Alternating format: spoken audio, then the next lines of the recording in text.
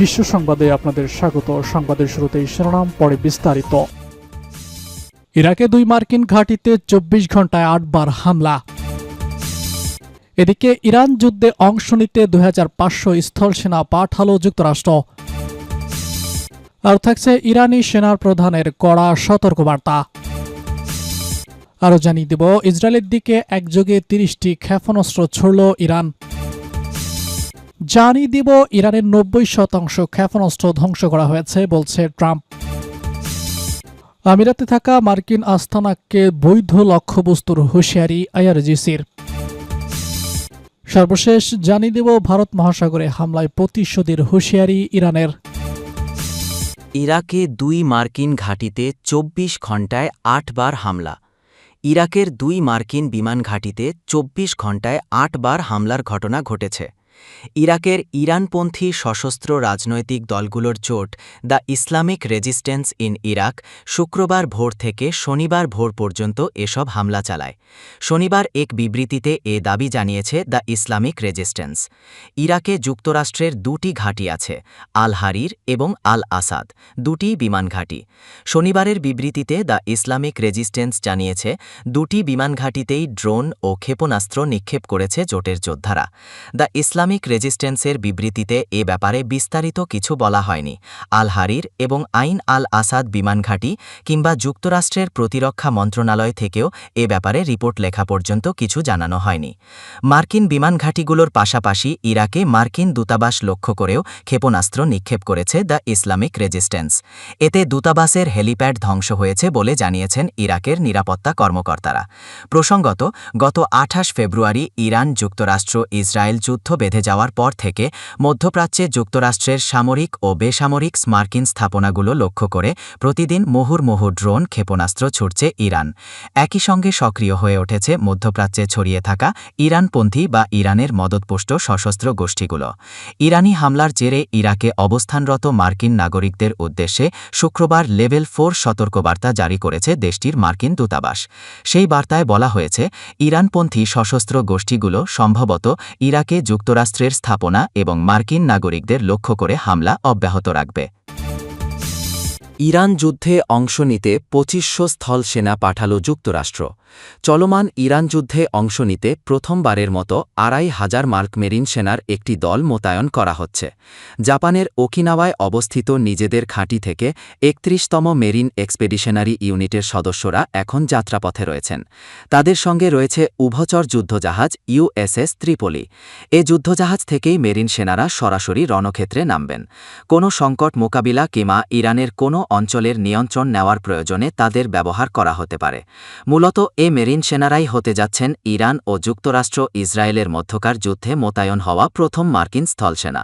এর মধ্য দিয়ে এটি স্পষ্ট হচ্ছে যে যুক্তরাষ্ট্র এই যুদ্ধে ধীরে ধীরে তাদের সামরিক শক্তি বৃদ্ধি করছে এবং খুব দ্রুত এ যুদ্ধ শেষ করার কোনো পরিকল্পনা তাদের নেই।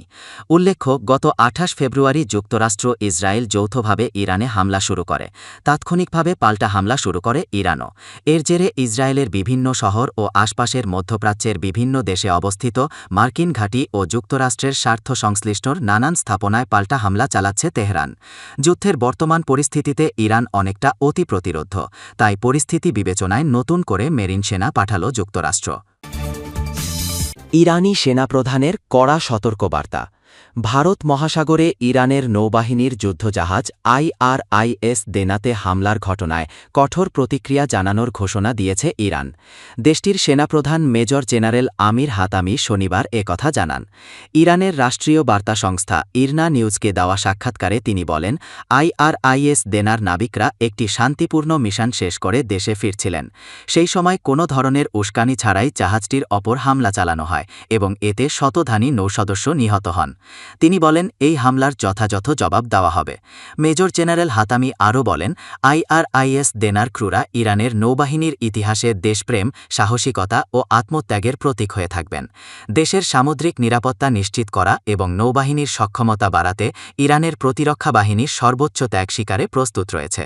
গত 28 ফেব্রুয়ারি ভারতের অন্ধ্রপ্রদেশের বিশাখাপত্তমে আন্তর্জাতিক নৌমহড়া মিলন 2026 অনুষ্ঠিত হয়। এতে 100টিরও বেশি দেশ তাদের যুদ্ধ যুদ্ধজাহাজ নিয়ে অংশ নেয়। অংশগ্রহণকারী দেশগুলোর মধ্যে ইরানও ছিল এবং তারা তাদের যুদ্ধজাহাজ IRIS দেনা পাঠিয়েছিল। মহড়া শেষে ইরানে ফেরার পথে শ্রীলঙ্কার উপকূলের কাছে মাথে মারিনির টর্পেডো হামলায় জাহাজটি ধ্বংস হয়ে যায়। জাহাজে থাকা 104 জন নৌসদস্যের মধ্যে 94 জন নিহত হন। নিহতদের মধ্যে 94 জনের মরদেহ উদ্ধার করে শ্রীলঙ্কার নৌবাহিনী। পরে শুক্রবার এসব মরদেহ তেহরান কর্তৃপক্ষের কাছে হস্তান্তর করা হয়। ইসরায়েলের দিকে একযোগে 30টি ক্ষেপণাস্ত্র ছুড়ল ইরান। ইসরায়েলের দিকে 30টি ব্যালিস্টিক ক্ষেপণাস্ত্র নিক্ষেপের দাবি করেছে ইরান। বার্তা সংস্থা মেহের নিউজ তাদের এক প্রতিবেদনে এ খবর জানিয়েছে। খবরে বলা হয়, ইরানের ইসলামিক রেভলিউশনারি গার্ড কর্পসের IRGCর এয়ারোস্পেস বাহিনীর কমান্ডার জানিয়েছেন, ইসরায়েল নিয়ন্ত্রিত এলাকাগুলোর দিকে 1 ও 2 টন ওজনের মোট 30টি ব্যালিস্টিক ক্ষেপণাস্ত্র নিক্ষেপ করা হয়েছে এবং সবগুলোই নির্দিষ্ট লক্ষ্যবস্তুতে সফলভাবে আঘাত এনেছে। IRGCর এয়ারোস্পেস ফোর্সের কমান্ডার ব্রিগেডিয়ার জেনারেল সৈয়দ মাজিদ মুসাভি বলেন, এই অভিযানে দখলদার ইসরায়েলের গুরুত্বপূর্ণ এয়ারোস্পেস ব্যবস্থা সম্পূর্ণ ধ্বংস হয়ে গেছে। তিনি আরও বলেন, ইরানের ছোড়া এই 30টি ব্যালিস্টিক ক্ষেপণাস্ত্রকে ইসরায়েলের বিরুদ্ধে চালানো সবচেয়ে বড় ও শক্তিশালী হামলাগুলোর একটি হিসাবে ধরা হচ্ছে। তিনি আরও বলেন, এখন থেকে ইসরায়েলের আকাশের নতুন একটি অংশ ইরানের নিশানার মধ্যে রয়েছে। ইরানের 90% ক্ষেপণাস্ত্র ধ্বংস করা হয়েছে। ট্রাম্প গত 2 সপ্তাহ ধরে চলমান সংঘর্ষে যুক্তরাষ্ট্রের বাহিনী ইতোমধ্যেই ইরানের প্রায় 90% ক্ষেপণাস্ত্র ধ্বংস করেছে, এমনটা দাবি করেছেন যুক্তরাষ্ট্রের প্রেসিডেন্ট ডোনাল্ড ট্রাম্প।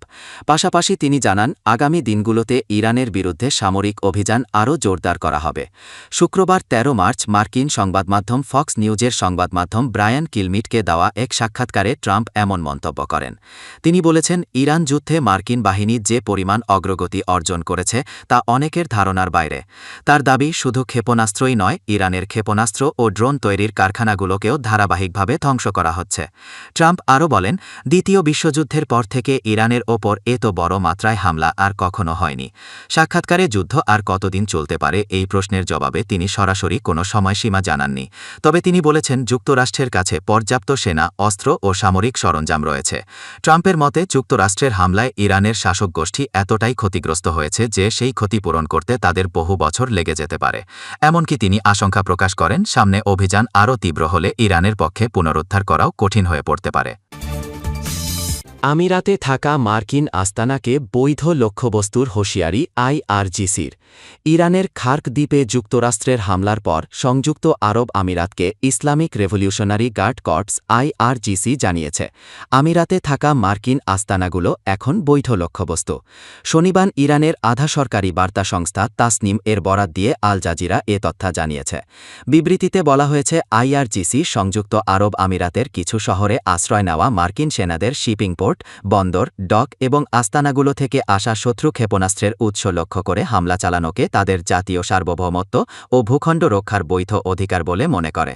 বিবৃতিতে সংযুক্ত আরব আমিরাতের বাসিন্দা এবং জনবহুল কেন্দ্রগুলোকে ক্ষয়ক্ষতি এড়াতে বন্দর, ডক এবং মার্কিন সামরিক এলাকাগুলো থেকে সরে যাওয়ার আহ্বান জানানো হয়েছে। উল্লেখ্য, ইরানের খার্ক দ্বীপে হামলা চালানোর তথ্য জানিয়ে মার্কিন প্রেসিডেন্ট ডোনাল্ড ট্রাম্প জানান, খার্ক দ্বীপের সব সামরিক লক্ষ্যবস্তু ধ্বংস করা হয়েছে। তবে তিনি আরও বলেছেন, সেখানকার তেল অবকাঠামোর কোনো ক্ষতি করা হয়নি। এই দ্বীপটি থেকে ইরানের 90% তেল রপ্তানি হয় এবং এটাকে তেহরানের অর্থনীতির লাইফলাইন বলা হয়। বড় বড় তেলবাহী ট্যাঙ্কার প্রথমে এই দ্বীপ থেকে তেল নিয়ে তারপর সেখান থেকে পারস্য উপসাগর ও হরমুজ প্রণালী অতিক্রম করে বিশ্বের বিভিন্ন দেশে যায়। এর অন্যতম হল চীন। দেশটি ইরানি তেলের সবচেয়ে বড় ক্রেতা। ভারত মহাসাগরে হামলার প্রতিশোধের হুঁশিয়ারি ইরানের। ভারত মহাসাগরে ইরানের একটি যুদ্ধজাহাজে যুক্তরাষ্ট্রের হামলায় 104 নৌসদস্য নিহত হওয়ার ঘটনায় কঠোর প্রতিক্রিয়া জানিয়েছেন দেশটির সেনাবাহিনী প্রধান আমির হাতামি। তিনি বলেছেন, এই হামলার জবাব অবশ্যই দেওয়া হবে।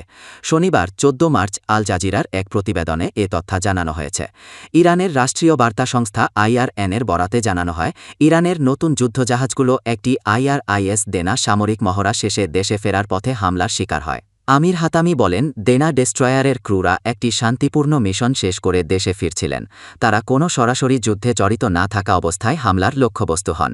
তিনি বলেন, দেনার নাম এবং এর ক্রুদের আত্মত্যাগ ইরানের নৌবাহিনীর ইতিহাসে সাহস ও দায়িত্ববোধের প্রতীক হয়ে থাকবে। সেনাবাহিনী সামুদ্রিক সীমান্ত রক্ষায় আরও দৃঢ়ভাবে কাজ করবে এবং নৌক্ষমতা আরও শক্তিশালী করা হবে। ভারত মহাসাগরে মার্কিন সাবমেরিনের টর্পেডো হামলায় নিহত 94 জন নৌমরদেহ দেশে ফেরত পাঠানোর উদ্যোগ নিয়েছে শ্রীলঙ্কা। দেশটির পররাষ্ট্র মন্ত্রণালয় এ তথ্য জানিয়েছে। শুক্রবার ১৩ মার্চ আল জাজিরার এক প্রতিবেদনের শ্রীলঙ্কার পররাষ্ট্র মন্ত্রণালয়ের মুখপাত্র থুষারা রদ্রিগোর বরাতে জানানো হয়, ইরান থেকে পাঠানো একটি চার্টার্ড বিমানে করে নিহত নাবিকদের মরদেহ ফেরত নেওয়া হবে। ইরানের দূতাবাসও বিষয়টি নিশ্চিত করেছে। গত ৪ মার্চ শ্রীলঙ্কার উপকূলের কাছে আন্তর্জাতিক জলসীমায় ইরানের ফ্রিগেট যুদ্ধজাহাজ IRIS দেনা মার্কিন সাবমেরিনের টর্পেডো হামলায় ডুবে যায়। এ ঘটনায় ৯৪ জন নিহত হন। শ্রীলঙ্কা নৌবাহিনী দুর্ঘটনার পর ৩২ জন ইরানি নাবিককে উদ্ধার করে। তারা আপাতত শ্রীলঙ্কাতেই থাকবেন বলে জানিয়েছেন রদ্রিগো। এদিকে দেনা ডুবে যাওয়ার একদিন পর আরেকটি ইরানি যুদ্ধজাহাজ IRIS বুশেহরকে শ্রীলঙ্কার জলসীমায় প্রবেশের অনুমতি দেওয়া হয়। জাহাজটি এবং এর ২১৯ সদস্যের ক্রুকে নিরাপদ আশ্রয় দিয়েছে শ্রীলঙ্কা। কর্তৃপক্ষ জানিয়েছে, বুশেহর জাহাজটির ২টি ইঞ্জিনের একটি বিকল হয়ে যাওয়ায় শ্রীলঙ্কার নৌবাহিনী সেটি মেরামতের চেষ্টা করছে। জাহাজটির ক্রুরা একটি ক্যাম্পে অবস্থান করছেন। উদ্ধার হওয়া ৩২ নাবিকের মধ্যে ২২ জন হাসপাতাল থেকে ছাড়া পেয়েছেন এবং তাদের দ্বীপের দক্ষিণে একটি বিমান ঘাঁটিতে রাখা হয়েছে। বর্তমানে শ্রীলঙ্কায় মোট ২৫১ জন ইরানি নাবিক অবস্থান করছেন। প্রতিবেদনে বলা হয়েছে, আরেকটি ইরানি জাহাজ শ্রীলঙ্কা অতিক্রম করে ভারতের দক্ষিণাঞ্চলের কোচি বন্দরে আশ্রয় নিয়েছে।